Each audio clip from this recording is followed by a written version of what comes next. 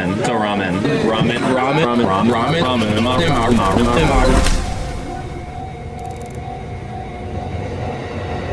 Honestly, you can ask me anything you want to ask. I got a fucking notepad. Yeah, fire away. Stuff. Where is it now? Like in market? Like a new chefs picking it up, or where do you see it evolving into? Yeah, so I think ramen there's like different stages in the evolution of ramen. First, it came over from China like 100 years ago, and it was like made by Chinese chefs in Japan, Chinese immigrants. That was like when it first came to Japan. And then post World War II, it became like cheap food for blue collar workers.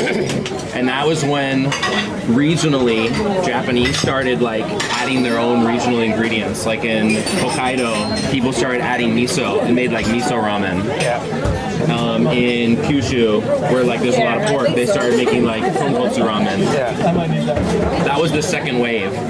Right now we're in the third wave, where I'd say since the year, like around the year 2000, ramen has evolved into like a gourmet food. Yeah, for sure. So there are shops now, I say there's like two different roads. There's shops that stick to tradition, that have been serving like the same recipe for like 50, 60, 70 years. Tons of MSG, and those shops are awesome. And then there's the new school shops where they're like constantly like figuring out how to tweak and make the recipes better and better. Like, how can I make this more delicious?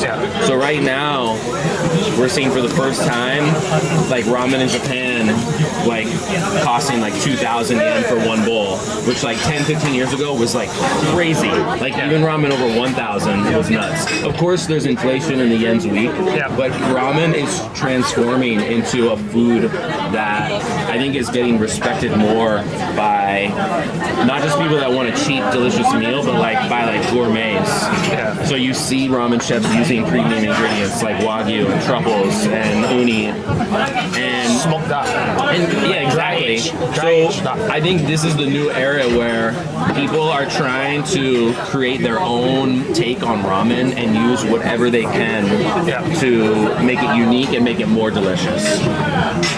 Wow. Are they really driven by the younger generation? Like properly trained chef from cooking schools or culinary schools? No? I don't think so. I think most importantly, like with ramen, there's a lot of small details. So most ramen masters in Japan start off working like part-time in like a regular ramen shop. Maybe it's like a chain. And just like learning how like the flow of the kitchen works and like what is okay to do, what's not okay to do, basically how not to fuck it up. And then once they understand the basis enough. The birth of tonkotsu was because the motherfucker fucked it up. Right? Something like that, right? Exactly. But I mean, but that's like one situation where something was created off of a mistake. And that happens, like, there's a very famous type of ramen in Nagoya called Taiwan ramen, but it's from Nagoya. It's Nagoya style Taiwan ramen. That was basically originated by a Taiwanese, like Chinese restaurant that started serving ramen, and they added like spices and stuff, and they're like, this is Taiwan ramen, even though it's made in Japan. Now, that became popular in Nagoya, and other shops in Nagoya started serving that style. One shop, they were making like the meat, and they fucked it up, and they were like, oh, like we're gonna throw this away. And one of the staff was like, no, let's just like put that meat on some noodles and like just eat it. And the master did, and he's like, this is really good. That shop ended up creating Taiwan maze soba, soupless Taiwan style ramen. So like sometimes there's happy mistakes. You know? That sounds like dandan mian, no? Similar. Dandan mian is more based with like sesame, chili oil. This is more like with actually like spicy like ground meat and like chilies and garlic. So it's a little bit different than dandan mian. If you go to Nagoya, it's everywhere. I can talk about ramen for hours. So you can fire away.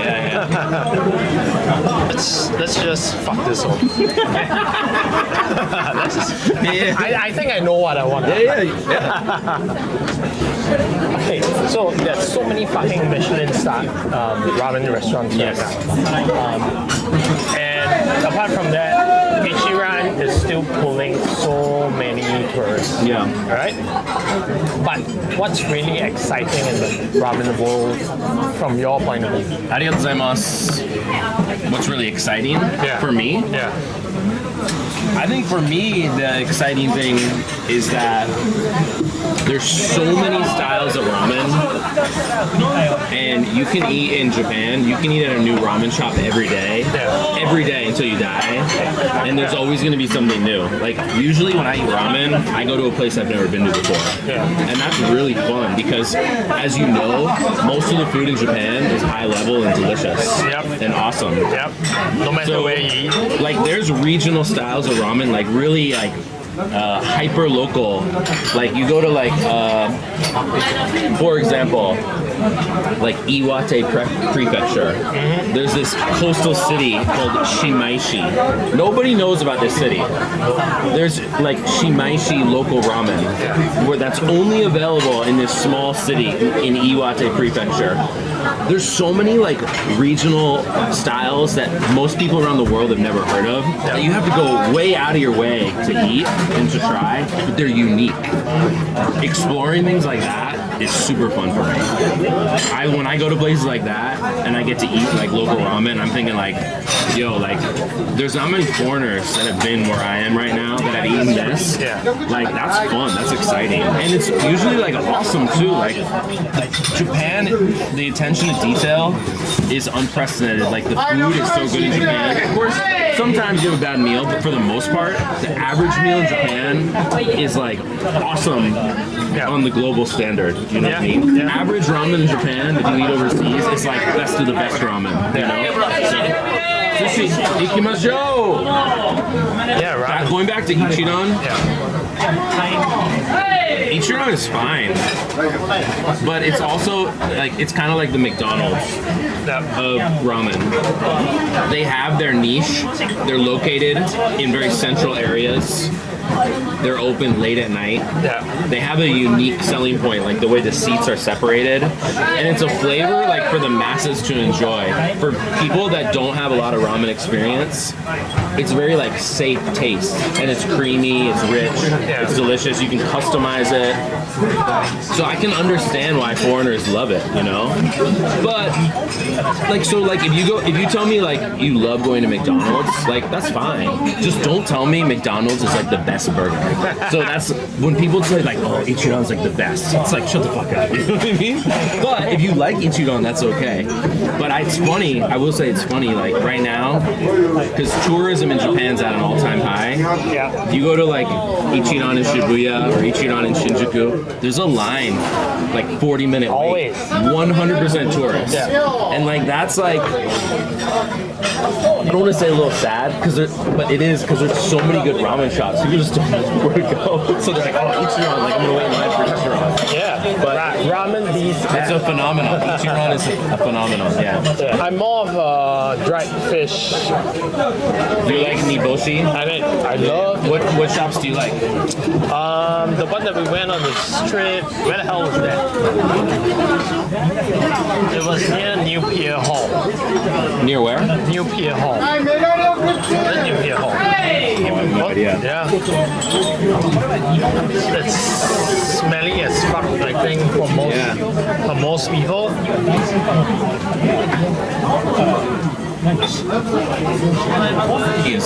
Izuru. Izuru, yeah. Only open for lunch? Yeah. You like that one? That one's good. Yeah. That one's good. Impressive, that's a good shop.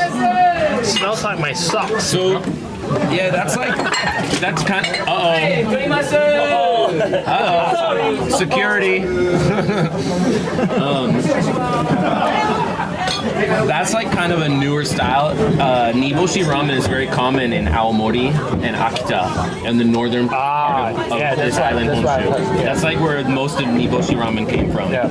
But I'd say in the past like 10, 15 years, it's become quite popular all over Japan, but especially in the Tokyo area. Yeah. And now at a lot of the niboshi shops, you can choose like the lighter soup or like they call it cement style in Japanese, style, where it's yeah. like almost like mud. A lot of Japanese get gout from eating that. I have gout. You have gout? I have gout. Oh, sorry, man. Every single fucking morning, I wake up and taking gout meds. Oh, fuck. Yeah, you don't know what niboshi is, do you? So, it's like dried sardines that they basically use like a shit ton of them into the soup. Where this soup, it almost gets like a bitterness. It's like a fishy bitterness from the dried sardines. And there's so many different types of like dried sardines in Japan. Like, and they'll use maybe like dried flying fish or like dried anchovies or like, you know, dried like sea bream. But you just get this really like pungent fishiness in the soup. That's a little bit of an acquired taste. So like when you try it for the first time as like a white guy from America, some people are like, oh, like fuck this. But at the same time, once you get used to it, it becomes a little addictive, like where you're like, oh, like the umami, like it just hits. Yeah, so what's next? Like, after eating 2,000 bowls, right? 4,000. I've been to 4,000 ramen shops over 20 years. Yeah. What's your favorite? Like, your favorite style, your favorite type of noodles? Yeah. Okay, so I used to seek out, like, and I still do, I would seek out, like, the highest ranked shops using, like, the most premium ingredients. Because if you're gonna, like, give a score, like, it kind of sucks, but you can't cheat the ingredients. Like, if there's a shop that's, like, using, like, MSG and has been serving the same recipe for 50 years, it's hard to rank that shop higher than a shop that's using, like, premium, expensive ingredients, like, all these, like, free-range chickens from, like, and, like, you know... But the more ramen I eat in Japan, the more I kind of love and appreciate the old school shops that do use a shit ton of MSG. Yeah. So there's a style called machi chuka, which is essentially machi is city, chuka is Chinese. It's like city Chinese. It's essentially Chinese, Japanese restaurants that serve like ramen, fried rice, gyoza, wonton. Yeah, and a lot of times these places are like grimy, super old, traditional. Yeah. Like once the master retires, the shops oftentimes close because there's no one to carry on the legacy. Yeah. I love these style shops because it's like a little bit like it's almost like a time machine into the past because they haven't really changed much over the years. You know what I mean? They've been doing some. これクエ珍しいですね。九州から？九州からわかんないけど。そう、これは中トロ？大トロ？スミカ、サーモン。So you have salmon, chutoro, otoro, squid. This is super rare. This is called kue. It's basically like grouper. Sometimes they get like huge. Very common in Kyushu. Seasonal. You don't get this all year round. Yeah. So, dig in. Isn't salmon sashimi a big no-no in Japan? No, I mean, I think salmon has a bad rap because at a lot of like cheaper places, it's imported, it's farmed, and it's imported from like Norway. But if you get like wild salmon in Japan, it's expensive and delicious. It's called masu. But this is a cheaper place, so this is probably it's probably not the legit. But I mean,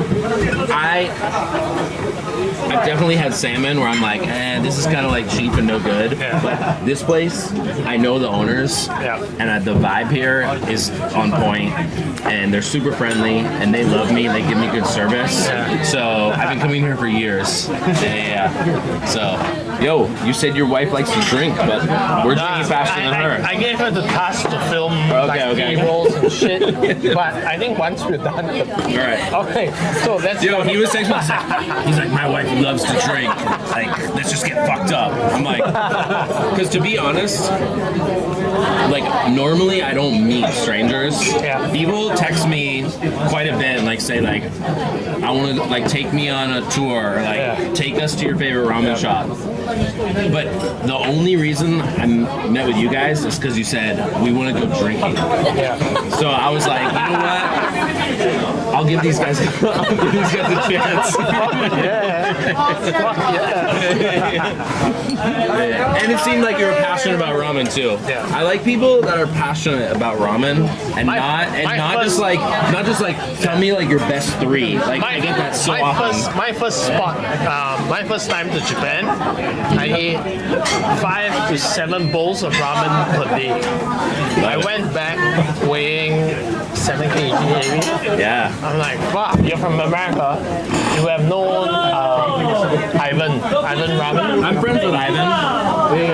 Momofuku. I've been to Momobuku before, years ago. I don't know like David Chang personally, but I know Ivan's a friend of mine. Honest thoughts on the ramen outside Japan? I mean, Japan's on another level. So, okay. People ask, why do you love Japan? What makes Japan great? And for me, there's 2 things that I really appreciate. I hope you're recording this. Yeah. Yes, I am. Number 1 is the attention to detail. Yep. Japanese, their attention to detail is like nowhere else in the world. Like you go into like a toilet or a restroom in Japan and it's like all neat. Like everything's like positioned perfectly. So that's the first part of it. And the second is the shokunin bunka. Do you know shokunin? Shokunin is like craftsman. Yep. Bunka is culture. Yeah. It's the craftsman culture where people want to do their job to the best of their ability and perfect their craft first and foremost. Secondary is to make money. It's like if I can perfect my craft, I'm like basically achieving what I want to achieve, and then I'll make money. Whereas everywhere else in the world, it's like, how do I make money? How do I maximize profits? So we take that into ramen. In Japan, most ramen shops are small, like 10 seats, 15 seats. You have one craftsman or master that's like overseeing the operation. He's in control of everything. You have the ticket machine, so you don't even need like front of the house staff. The quality is awesome. When you try to bring ramen overseas, it becomes a business. There's investment that goes into it. Having like a 5-seat or a 10-seat restaurant in most countries doesn't make sense. Like I'm American. In America, like it costs a lot of money to open a restaurant, like hundreds of thousands of dollars, if not millions. Nobody wants to open a restaurant that's 10 seats unless you're charging like $500 a person. In ramen, you can't do that. So people start thinking about the business side of it. How do we make this a profitable business? You have to have a restaurant with like 30, 40, 50 plus seats. When you're talking on that size, it totally changes the dynamic of what makes ramen great in Japan, because you can't just have one master in charge of everything. Now we're talking like front of the house staff. We're talking a kitchen with like 10 different line cooks. And let's face it, in America, most of the kitchen staff are from like Mexico, South America, places where there's like zero ramen culture. Okay? So it becomes really hard to make like amazing ramen without people fucking it up.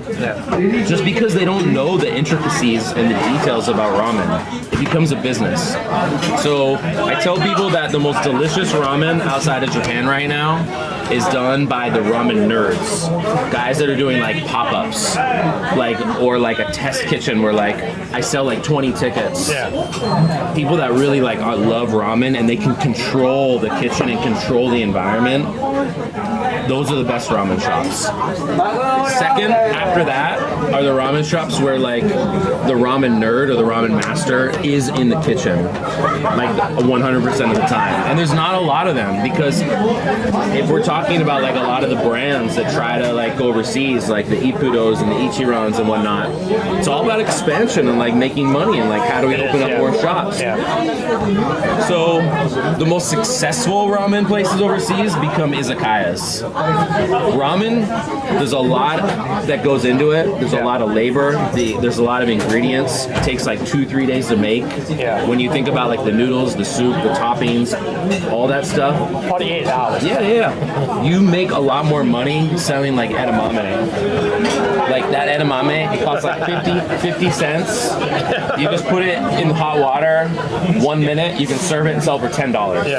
It's like the margins on the edamame and alcohol are way better than ramen. So the most successful ramen restaurants overseas inevitably become izakayas. Highball? Yeah. Sumimasen. Highball. Okawari. 2つ。お願いします。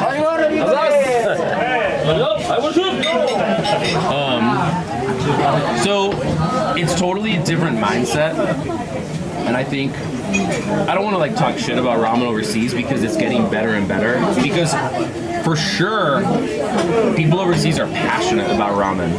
So if you look at the quality of the ramen like 5 years ago overseas to like 2 years to now, it just keeps getting better and better. But that being said, the quality of ramen overseas is like here and Japan's like way up here. Like they're like different universes. Japan is the top 5 ramen restaurants internationally. If they were in Japan, they would maybe like be in the top 1,000, but I don't even know if you could say that. You know what I mean?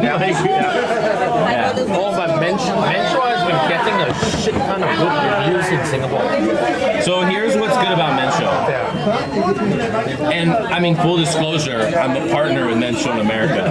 But Mencho is trying to create new ramen culture using local ingredients.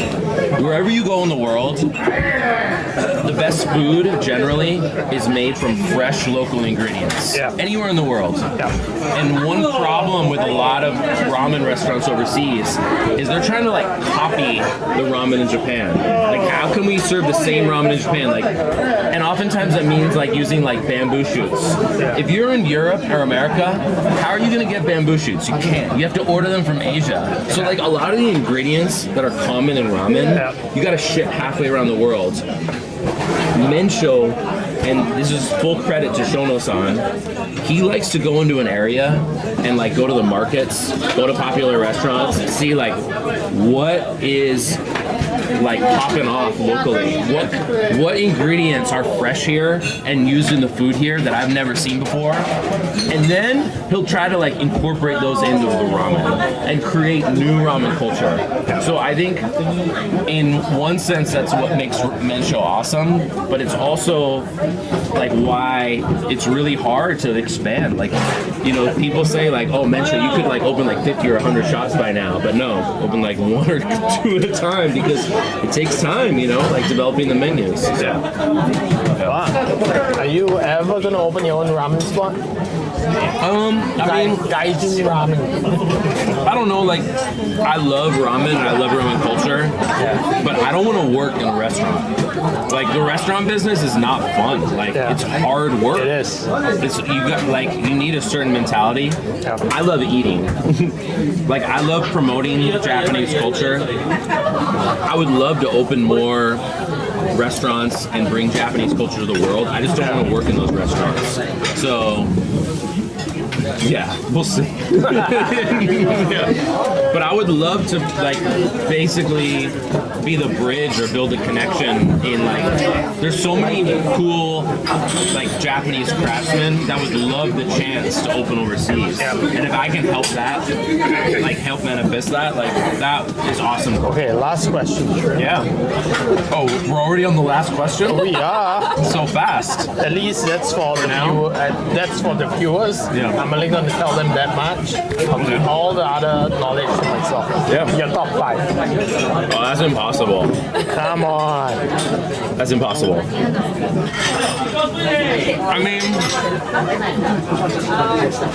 okay, maybe not your top 5, but to anyone coming to Japan. Can I tell you some styles that I like? Yeah. Because, like, For me, okay. Let me answer it this way. And this is another thing that makes ramen, the evolution of ramen, awesome. Let's say there's like a best shop. Like, okay. Most people know about the very famous Skamen restaurant called Tomita in Matsudo Chiba. They made a movie called Ramen Heads. For some people, they would say that's like one of the best for that style. Tonkotsu Gyokai Skamen. Yeah. That's like one of the best, if not the best. Yeah. That style was so awesome 15 years ago. But now, there are like hundreds of shops that serve that style. Yeah. So the point I'm getting at is when you have a shop that's like considered like the best, it's inevitable that other shops are gonna copy that style and emulate it and like tweak it and try to make it better and better. So maybe when I eat a shop today and I say like this is the best today, like 2 years or 3 years from now, there's gonna be like 5 shops or 10 shops that are serving like that style and trying to make it better, trying to level it up. Yeah. So that's why it's so hard to say this is the best or that's the best. Yeah. Now, okay, in 2025, anyone visiting Japan, what should they... so like 2 days ago, I went to an amazing ramen shop that just opened. They opened on February 8th. Yeah. So they opened a week and a half ago. One of the hottest shops for foreigners in Tokyo over the past like 2 years is near Nakameguro. It's called Ramen Beast. Have you heard of it? Ramen Beast. Ramen Beast. It's very beautiful. This master trained at Ramen Beast. He also trained at some other ramen shops, and he opened his own shop in Akasaka last week. Well, on February 8th, so a week and a half ago. It's called Ramen Hisui. Hisui. I just posted it today. Yeah. Top level. Yeah. Top level. He can attest. went. I took him there. That was his first bowl of ramen in Japan. Fucking hell, you should have brought me there. But that's what I'm saying, like, you're asking me this question now, so I'm telling you, like, a shop I just went to. Yeah. If you ask me this question 2 months from now, there's going to be another shop. Yeah, one of my most memorable bowls from last year was in Kyoto, Uji Kyoto. You know Uji? UJI? Yeah. It's very famous for tea. Best bowl of shirunashi tantan men I've ever had. Shirunashi tantan men is tantan men without the soup. Yep. It's called Seiko Udoku. Seiko Udoku near Uji in Kyoto. Yeah. Fucking lights out. Yeah, that was one of my best bowls from last year. But like, it's hard. Like, you know, I love that shop, but like, I've been once.